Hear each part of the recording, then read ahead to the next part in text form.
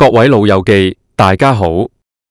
而家物價越嚟越貴，出街食餐飯，隨隨便便都要50、60蚊。如果想食好少少，分分鐘要成100蚊落樓。對於我哋呢啲已經退咗休或者準備退休嘅老友記嚟講，每一分一毫都要使喺刀口位。但係你知唔知，其實我哋手上嗰張長者卡或者樂悠卡，簡直就係一張搵食金卡。只要你識得用，識得搵，一年落嚟慳埋嘅飯錢，分分鐘夠你同屋企人去多一轉旅行。今日我就想同大家坐低慢慢傾，將全香港最齊全、最抵食嘅長者餐飲優惠，仲有政府同社福機構嘅飲食支援，一次過由頭到尾講清講楚，等大家可以開開心心食得好，又可以守住個荷包。講到長者優惠，大家最直覺諗到嘅一定係大家樂、大快活同埋美心呢啲連鎖快餐店。冇錯，呢啲地方係我哋老友記嘅飯堂，但係入面嘅優惠其實係有好多細節位㗎。首先講下大家樂，佢哋個長者卡專享優惠，通常係如果你申請咗佢哋個會籍，每次食飯買滿30蚊就可以減2蚊，或者係送嘢飲。雖然2蚊睇落去唔係好多，但係如果你一日食2餐，一個月落嚟就慳咗100幾蚊。而且大家樂最正嘅係，佢哋成日會有長者特惠餐，可能係一份簡單嘅肉燥飯加杯茶，30零蚊就有交易。跟住就要講下大快活，好多老友記都中意大快活，因為佢哋個長者卡優惠做得好直接。只要你攞住張長者卡去收銀處，佢哋通常會有一份專門俾長者嘅餐單，又或者係特定時段，好似下晝茶咁，只要你掃張卡出嚟，就可以用一個好平嘅價錢食到個雞翼公仔麵或者西多士。而且大快活有個好處，就係佢哋嘅服務員通常都對長者比較客氣，見你行得慢少少都會幫下手。呢啲心理上嘅體貼同埋嗰幾蚊嘅折扣一樣咁重要。再嚟就係美心嘅 Max， 佢哋每個月都會有長者優惠日，通常係每個月嘅第一個星期四，只要你買滿指定金額，就可以有88折或者9折。你要記住喎，唔係日日都有咁多，所以老友記要學識睇月曆，揀啱日子先去大快活或者美心大餐一餐。除了呢3大巨頭， KFC 同麥當勞其實都有長者優惠。KFC 通常係買滿指定金額送葡撻或者熱茶，而麥當勞就更加直接，朝早11點之前，只要你出示長者卡，買任何嘢食都會免費送你一杯熱港式奶茶、熱咖啡或者熱豆漿。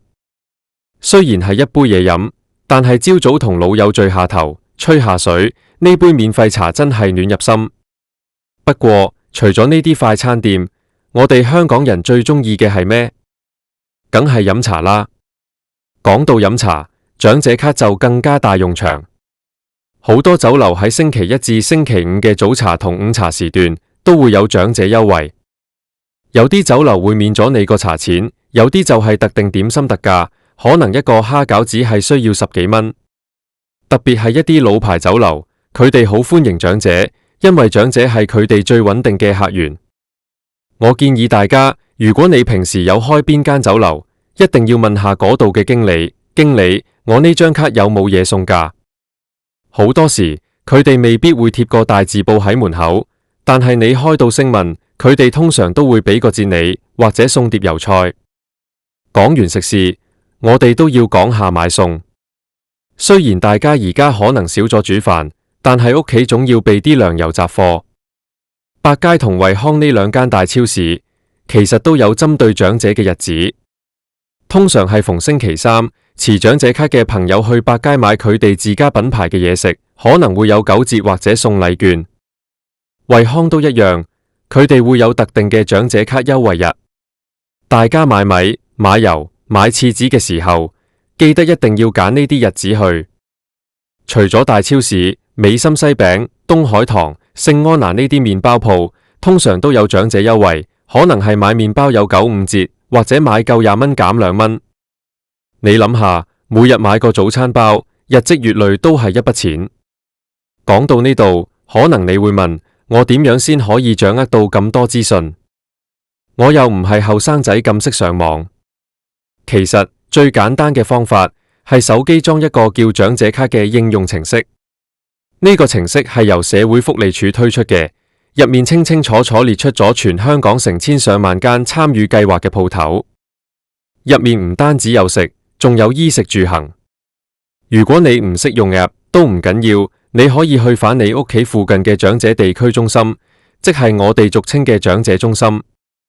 入面嘅社工或者福利幹事，佢哋手頭上通常都有一本好厚嘅長者卡優惠手冊，你可以叫佢哋幫你查下附近有咩優惠，甚至有啲熱心嘅社工會幫你編張清單出嚟，等你可以貼喺雪櫃度，出街之前睇一睇。另外，我一定要提提大家樂悠卡。而家大家都知道，60歲以上就可以申請樂悠卡，2蚊搭車係好抵，但係好多老友記唔知，其實樂悠卡而家已經慢慢取代緊舊有嘅長者卡功能。好多商戶已經將優惠同步咗，只要你出示樂悠卡，佢哋就當你係長者卡咁處理。不過有一點要留意，長者卡係65歲先可以攞，而樂悠卡係60歲就可以申請。所以如果你係60至64歲呢個階段，你暫時只可以享受樂悠卡嘅優惠，未必每一間鋪頭都會俾60歲嘅人長者折扣，呢一點大家要去到門口問清楚。除咗商用嘅餐飲優惠，我仲想同大家講下政府同 NGO， 即係非政府機構提供嘅飲食支援。呢樣嘢對於一啲行動不便或者係獨居、經濟比較緊張嘅老友記嚟講，真係非常之重要。首先係惜食堂或者齊惜福呢類機構，佢哋會將一啲剩餘但係依然安全、高品質嘅食物煮成熱辣辣嘅飯盒，免費發放俾有需要嘅長者。如果你屋企附近有呢啲發放點，你可以去登記，唔好覺得難為情。呢啲係社會對長者嘅一份尊重，亦都係環保嘅表現。將食物回收再做，總好過嘥咗。仲有就係送飯服務，即係專業啲講嘅家居照顧服務。如果你因為身體原因唔方便每日落街買餸煮飯，你可以透過長者中心申請送飯。呢啲飯盒通常都係由營養師設計，少油、少鹽、少糖，非常適合老友記。雖然呢啲服務可能需要少少費用，但係政府通常會有資助，根據你嘅收入情況，每餐飯可能只需要10幾蚊，甚至幾蚊。佢哋會每日定時定候將熱騰騰嘅飯菜送到你門口，仲會順便問候下你。呢種溫暖係連鎖快餐店俾唔到嘅。講返點樣去發現呢啲隱藏優惠？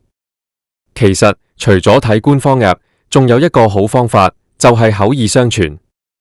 我哋老友記平時去公園散步或者去中心玩，一定要同其他老友多啲交流。例如你可以問下，喂，張師奶，你知唔知邊間酒樓最近下午茶最抵食啊？或者陳伯，你尋日去嗰間茶餐廳係咪有長者卡減5蚊啊？我發現香港嘅老友記其實好醒目，佢哋往往知道一啲連官方網頁都無寫嘅秘密優惠。例如某啲街市嘅魚檔，如果你係熟客，又或者你出示張長者卡，佢可能會送多2條蔥俾你，或者收少你2、3蚊尾數。呢啲街坊情誼係香港最有人情味嘅地方。另外，大家都要留意一啲季節性嘅優惠，例如中秋節、農曆新年，好多連鎖店都會推出長者預購優惠，可能你買月餅或者年糕，用長者卡可以有額外嘅折扣。仲有一啲大財團好似新鴻基或者恒基咁，佢哋旗下嘅商場有時會舉辦長者購物日，入面嘅餐飲商戶會集體提供折扣。大家去商場行街嘅時候，不妨多啲留意下商場嘅諮詢櫃台，問下嗰度嘅客服姐姐，今日商場有冇長者優惠啊？我仲想同大家分享一個心得，就係主動出擊。